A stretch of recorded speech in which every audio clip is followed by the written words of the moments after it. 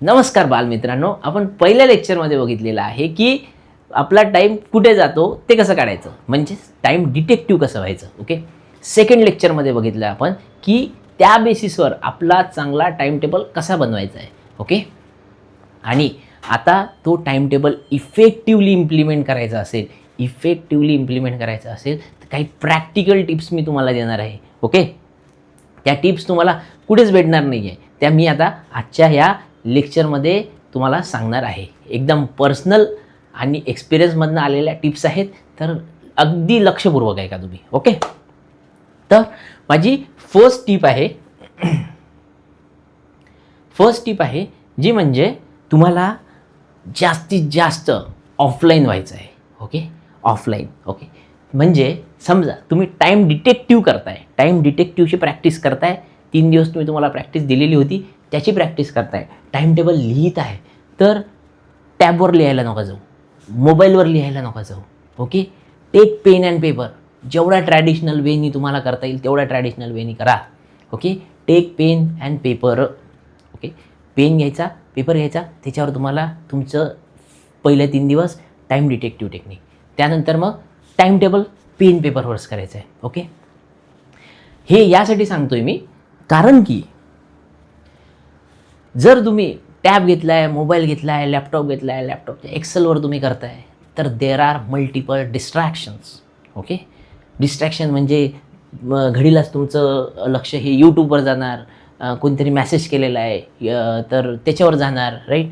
WhatsApp असते, social media असते, भरपूर गोष्टी असतात ज्याच्यामध्ये आपलं डिस्ट्रॅक्शन होतं. तर आपलं डिस्ट्रॅक्शन व्हायला नाही पाहिजे, त्यासाठी आपल्याला जास्तीत जास्त आपल्याला ट्रॅडिशनल वेने जायचं आहे. ओके, सेकंड थिंग, तुम्ही एकतर नोटबुक घेऊ शकता किंवा एक छोटी डायरी घ्यायची, एवढीशी डायरी घ्यायची, त्याच्यामध्ये तुम्ही तुमचा जे काही टाईम टेबल आहे ते तुम्ही त्याच्यामध्ये लिहू शकता. आता छोटी डायरी का, तर छोटी डायरी यासाठी की कायम ते तुमच्या पॉकेटमध्ये राहू शकते. सोबत एक पेन ठेवायचा असतो तुम्हाला. ओके, आणि वाटलंच तर लगेच समजा तुम्हाला टाईम डिटेक्टिव्हची प्रॅक्टिस करताय तर ह्या XYZ मागच्या लास्ट तासामध्ये तुम्ही काय केलेलं लगेच तुम्ही त्यामध्ये नोट करू शकता. ओके, टाईम टेबल असेल, ठीक आहे, टाईम टेबल तुम्ही लिहिलेला असेल तर तुम्हाला आठवत नसेल की आता मला काय करायचं आहे, राईट, तर ते तुम्ही लगेच तुमच्या डायरीमध्ये बघू शकता, म्हणजे इझी टू हँडल. ओके, तर त्यासाठी ही तुमची डायरी ही तुमच्यासाठी अतिशय उपयुक्त ठरू शकते. ओके,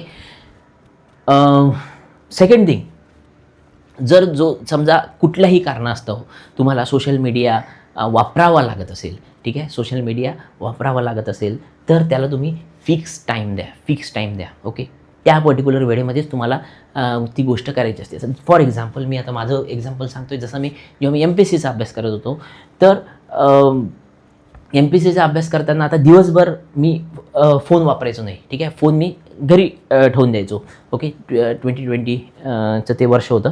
तर दिवसभर मी ऑफलाईन अभ्यास करायचो, पुस्तकातून अभ्यास करायचो, आणि माझ्या माइंडमध्ये काहीतरी गोष्ट XYZ गोष्ट स्ट्राईक झाली की समजा मला माझ्या मित्राला कॉल करायचा आहे, मी त्याच्यामध्ये लिहून टाकायचो ॲडहॉक थॉट्स ही मी डायरीमध्ये लिहून टाकायचो की माझ्या मित्राला कॉल करायचा आहे, मला यूट्यूबवर हे XYZ गोष्ट कन्सेप्ट समजलेली नाही, ती मला इंटरनेटवर सर्च करायची आहे, राईट. असे मी दिवसभरातून ॲडहॉक मला ज्या ज्या गोष्टी आठवतील त्या सगळ्या गोष्टी मी त्या डायरीमध्ये लिहायचो. आणि एक फिक्स टाईम असायचा की जेवणानंतर एक तास आपल्याला अलोकेट केलेला असायचं, त्याच्यानंतरच आपण तो फोन बघणार, म्हणजे जो आपला लो एनर्जी टाईम असतो.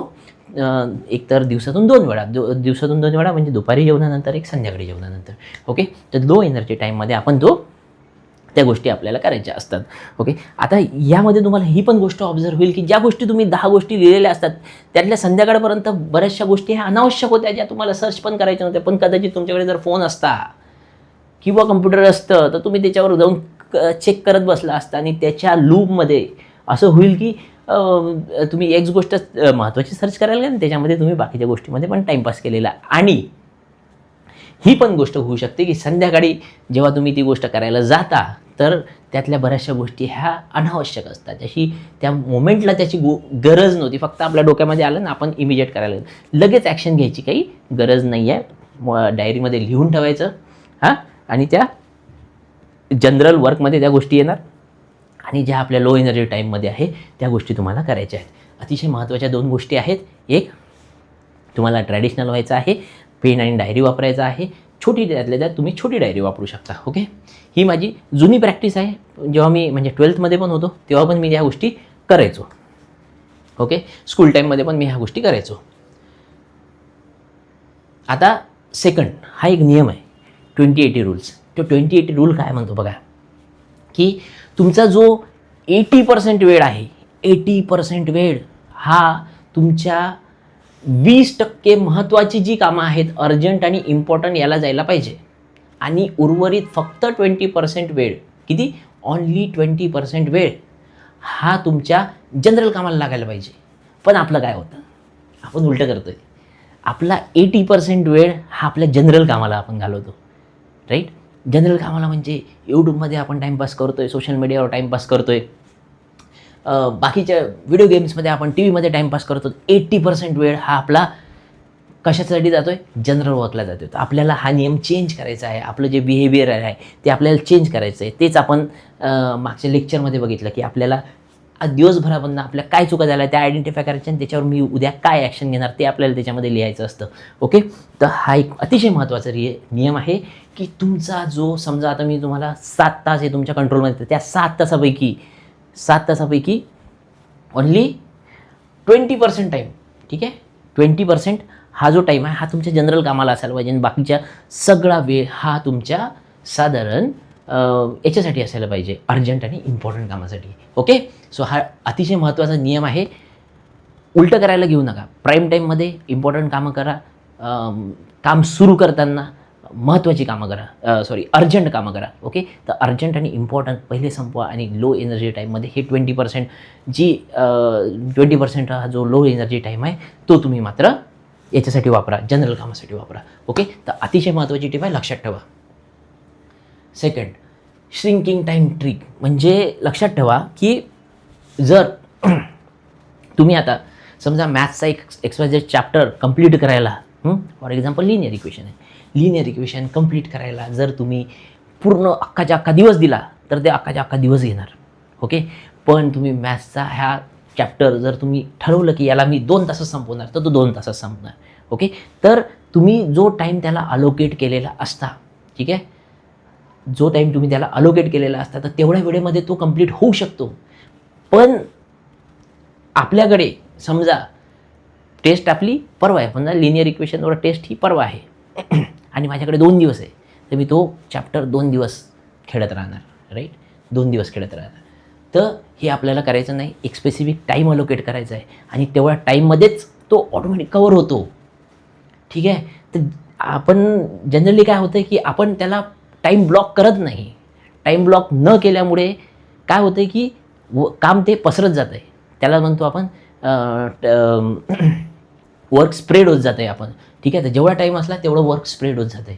ठीक आहे, तर इन्स्टेड ऑफ किती आपल्याकडे टाईम अवेलेबल आहे त्यापेक्षा त्या पर्टिक्युलर कामाला किती वेळ लागतो आहे आणि तेवढाच टाईम त्या कामाला आपल्याला द्यायचा असतो. ओके, सो इथे लक्षात तुम्हाला घ्यायचं आहे की जर तुमच्याकडे 10 तास अवेलेबल आहे पण तुम्हाला त्या XYZ कामासाठी 10 तास नाही द्यायचे आहे, त्या कामाला किती वेळ आवश्यक आहे, फॉर एक्झाम्पल 2 तास आवश्यक आहे, तर आपण जास्त इफिशियंटली, समजा मी म्हटलं की लिनियर इक्वेशन मी 2 तासात कंप्लीट करत, तर 2 तासामध्ये मी जास्त फोकसनी ते काम करणार आहे.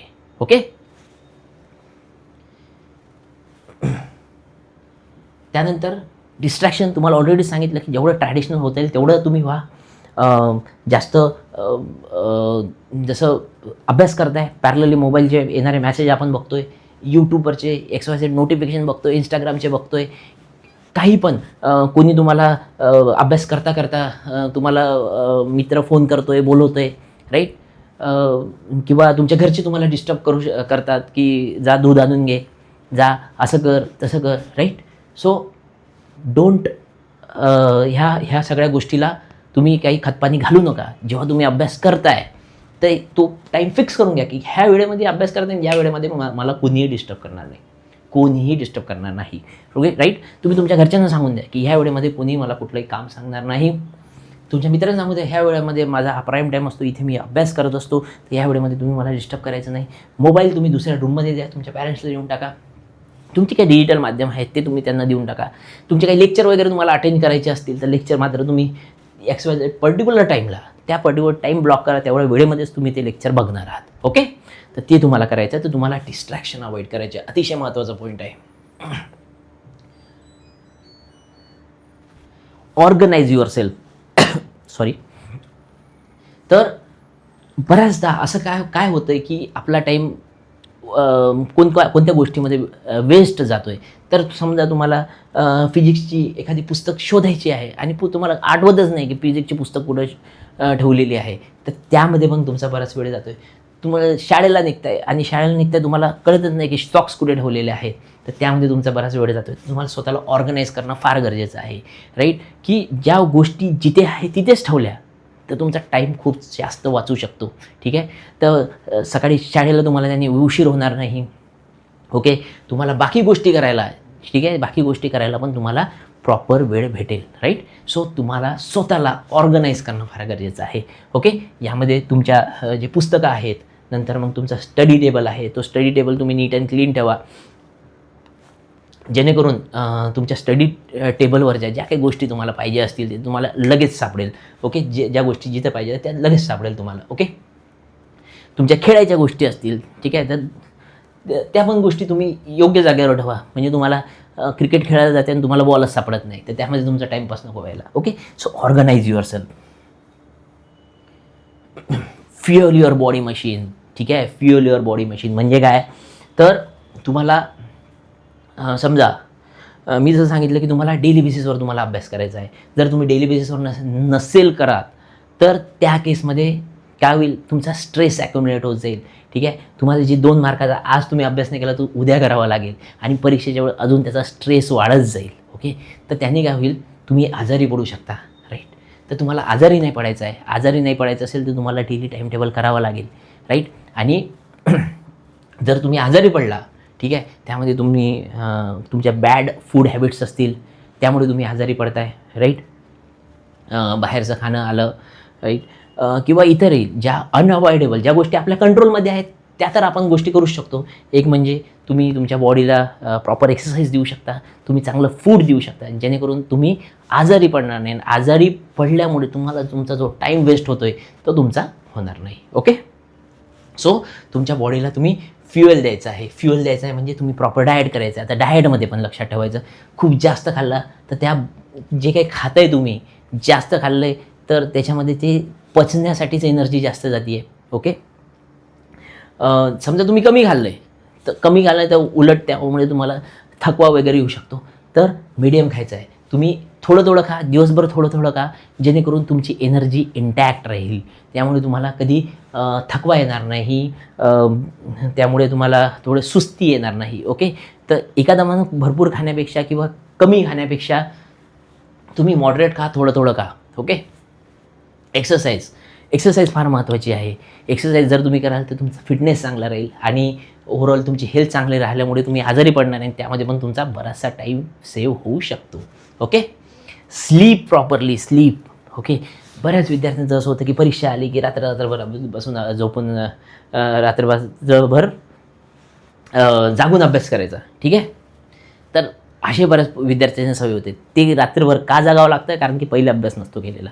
जर पहिले अभ्यास व्यवस्थित केलेला असता तर तुम्हाला रात्र जागायची सवय म्हणजे रात्र जागायची गरज नसती पडली. Okay, so sleep properly. तुम्ही जर प्रॉपर स्लीप घ्याल तर तुमचं डोकं चांगलं चालेल. ओके, आणि डोकं चांगलं झालं तुमचं काम हे प्रोडक्टिव्ह होईल, तुमचा अभ्यास प्रोडक्टिव्हली होईल. त्यामुळे मग तुमचा जो जास्त अभ्यास आहे तो तुमचा कमी वेळेमध्ये होईल. याने पण तुमचा चांगला टाईम वाचेल. ओके, आणि अगोदर सांगितल्याप्रमाणे तुम्हाला की तुम्हाला तुमचा डे बिफोर रात्रीचं तुमचा टाईम टेबल तयार करून ठेवायचा आहे. रात्रीचा जर तुम्ही तुमचा टाईम टेबल तयार करून ठेवलेला, ओके, तर त्याने काय होईल की तुमच्या सबकॉन्शियस माइंडला एक आयडिया राहते की उद्या हा काय करायचं आहे. ठीक आहे, उद्या काय करायचं आहे, तर सबकॉन्शियस माइंडला ऑलरेडी कल्पना असते की उद्या आपल्याला आता ह्या गोष्टी करायच्या आहेत, तर यानुसार आपली बॉडीची एक क्लॉक असते. तर तुम्हाला उठण्यासाठी अलार्मची गरज पडणार नाही. ऑटोमॅटिकली काही दिवसांनी तुमच्या बॉडीला सवय झाली की तुम्ही ऑटोमॅटिकली त्या वेळेला उठणार. ठीक आहे, ओके. सो उद्याला ज्या काही गोष्टी करायच्या असतात तर त्यासाठी तुमची माइंड आणि बॉडी प्रिपेअर असतं. तर जेव्हा तुम्ही त्याचा टाईम टेबल बनवता, ओके. सो टाईम टेबल हा तुम्ही डे बिफोर करू शकता. त्याने तुमचा जसं अगोदर सांगितल्याप्रमाणे तुमचा सबकॉन्शियस त्यामध्ये ट्रेन होतो. परत तुमची फोकस आणि प्रोडक्टिव्हिटी वाढते, कारण की तुम्हाला ऑलरेडीच माहिती असते की उद्या काय करणार आहे. तर उद्याला मग हा विचार करण्यामध्ये वेळ जात नाही की मला आता काय करायचं आहे, ओके. त्याने तुमचा स्ट्रेस पण वाढत नाही की तुम्हाला माहिती आहे आता मला काय करायचं आहे. तर त्यामुळे तुम्हाला त्यांनी तुमचा स्ट्रेस पण वाढत नाही की आता ही गोष्ट मला करण्यासाठी मी काय करायला पाहिजे, कारण की त्याचा विचारच तुम्ही हा रात्रीच ऑलरेडी केलेला असतो, ओके. सो यासाठी टाईम टेबल महत्त्वाचा आहे. गोष्टी दुसऱ्या दिवसावर ढकलू नका, ओके. गोष्टी ह्या तुम्हाला दुसऱ्या दिवसावर ढकलायच्या नाही आहेत. जर तुम्ही आजची गोष्ट उद्यावर ढकलत आहात तर त्यामुळे तुमचा दुसऱ्या दिवसाचा स्ट्रेस वाढतो आहे. अगोदर सांगितलं आहे मी, ठीक आहे. दुसऱ्या दिवसाचा तुमचा स्ट्रेस वाढतो आहे, ठीक आहे. स्ट्रेस वाढल्यामुळे तुमचा हेल्थवर पण इम्पॅक्ट होतो आहे, तुमची स्लीपवर पण इम्पॅक्ट होतो आहे. तर त्यासाठी आजचे कामे आजच कंप्लीट करण्याचा प्रयत्न करा. आणि ज्या केसमध्ये समजा अवॉइडेबल कारणास्तव जर अशा गोष्टी घडत असेल तर ती एक्सेप्टेड आहे, परंतु आजचे काम हे आजच कंप्लीट करण्याचा प्रयत्न तुम्हाला करायचा आहे, ओके. आणि अतिशय महत्त्वाची गोष्ट, आता जे काही तुम्ही चांगले कामं करत आहात, ओके, जे काही तुम्ही चांगले कामं करत आहात तर त्या सगळ्या गोष्टीसाठी तुम्हाला स्वतःला रिवॉर्ड पण देता यायला पाहिजे. स्वतःची पाठ तुम्हाला थपथपायची आहे, ठीक आहे. स्वतःला शाबासकी द्यायची आहे की ही गोष्ट मी ही गोष्ट मी ठरवलेली होती आणि ती गोष्ट मी केलेली आहे, ओके. तर त्यासाठी स्वतःला रिवॉर्ड द्यायचा आहे. फॉर एक्झाम्पल, आता एखाद्याला समजा व्हॅनिला आईस्क्रीम आवडतं आहे, ठीक आहे. तर व्हॅनिला आईस्क्रीम आवडते, तर पूर्ण वीक समजा तुम्ही कन्सिस्टंटली चांगलं परफॉर्म केलं आहे, चांगल्या पद्धतीने अभ्यास केलेला आहे, मित्रांना वेळ दिला आहे, घरच्यांना वेळ दिला आहे, घरच्यांना कामामध्ये हेल्प केलेली आहे, राईट. तर जर तुम्ही पूर्ण वीकमध्ये चांगलं परफॉर्म केलेलं आहे तर स्वतःला तुम्ही एक कमिटमेंट देऊ शकता की ह्या वीक जर मी चांगलं परफॉर्म केलं तर पुढच्या वीकमध्ये मी स्वतःला काय देणार आहे, गिफ्ट देणार आहे. ती म्हणजे माझी आवडती व्हॅनिला आईस्क्रीम, ओके. तर अशा प्रकारे तुम्ही स्वतःला रिवॉर्ड पण देऊ शकता, ओके. सो ही पण एक अतिशय महत्त्वाची गोष्ट आहे. त्यामुळे तुम्हाला पुढचं काम करायला प्रेरणा मिळते, ओके. आणि अतिशय इम्पॉर्टंट म्हणजे कन्सिस्टन्सी, ठीक आहे. तर ही सगळ्या गोष्टी करताना तुम्हाला सातत्य ठेवायचं आहे, ठीक आहे. त्यामध्ये काही मध्ये अडथळे येऊ शकतात, पण अडथळ्यांना आपल्याला टॅकल करायचं आहे. आपल्याला प्रत्येक दिवसाला ज्या काही आपल्याला अडचणी येत आहेत, ठीक आहे, तर प्रत्येक दिवसाला आपल्याला थोडं इम्प्रूव्हमेंट करायचं आहे, ठीक आहे. प्रत्येक दिवसाला थोडं गोष्टी आपल्याला स्वतःमध्ये सुधारणा करायची आहे. आणि असं करत आपल्याला आपल्या सुधारणेमध्ये सातत्य ठेवायचं आहे. आपल्या टाईम टेबलमध्ये, आपल्या प्लॅनिंगमध्ये, एकंदरीत इम्प्लिमेंटेशनमध्ये सातत्य ठेवायचं आहे, ठीक आहे. सो जर तुम्ही सातत्य ठेवलं तर डेफिनेटली तुम्हाला एक चांगलं मार्क्स मिळवण्यापासून, चांगली हेल्थ मिळवण्यापासून, खेळायला भरपूर वेळ भेटल्यापासून कोणीही रोखू शकत नाही, ओके. कोणीही रोखू शकत नाही. सो तुम्ही तुमचं प्रॉपर नियोजन करा, टाईमचं प्रॉपर नियोजन करा. फर्स्ट लेक्चरपासून तर या लेक्चरमध्ये सांगितलेली प्रत्येक गोष्ट अतिशय व्यवस्थितपणे समजून घ्या, ती इम्प्लिमेंट करा. त्यामध्ये तुम्हाला अजून काही अडचणी येत असेल ते तुम्ही कमेंट बॉक्समध्ये सांगू शकता, इंस्टाग्रामला मेसेज करू शकता. आणि हे जर तुम्ही प्रॉपर करत असाल, ठीक आहे, तर definitely success is yours, okay. So thank you so much. Time मॅनेजमेंटची ही जी लेक्चर सिरीज आहे ही इथेच थांबते आहे. यामध्ये काही अडचण असेल नक्की तुम्ही कमेंट बॉक्समध्ये सांगू शकता. Thank you so much.